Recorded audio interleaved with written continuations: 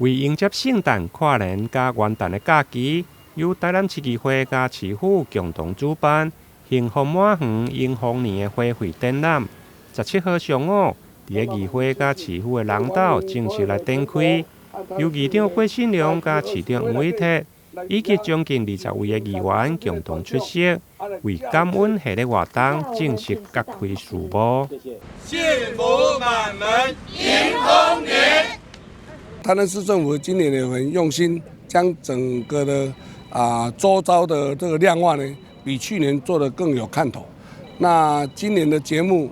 比以往呢增加了很多，包括立体的水舞、音响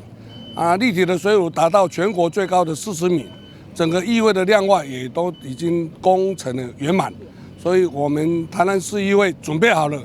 将所有最好、最美丽的灯。最好、最美丽的亮化、水舞、灯光、音响、雷射，呈现给所有全国民众，以台南市民共同来分享。来台南市议会看今年度的1年1度的小小灯会，在台南市议会。今天我们这样初步一看起来，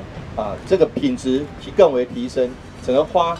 的花海的布置，以及花卉的整个部分，包括花灯的布置，都比去年有过之而无不及。所以呢，我们想，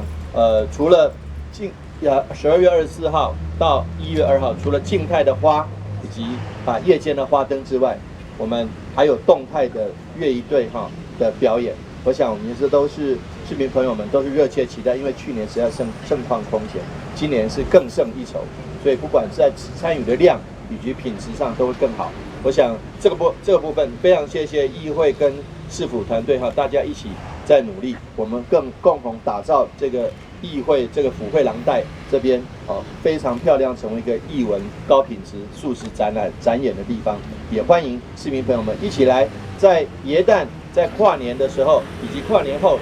都有许多精彩的活动。议长表示，因为去年府会合办10年有成的百花齐放的活动，得到民众袂歹的回响。今年再次推出幸福满园迎丰年的活动，现场布置了超过3万丛的花草，结合花灯、光雕甲喷泉，后续还佫有一连串的活动。台南市议会欢迎民众做伙来永华府会园区过圣诞甲跨年。台南新闻林根采访报道。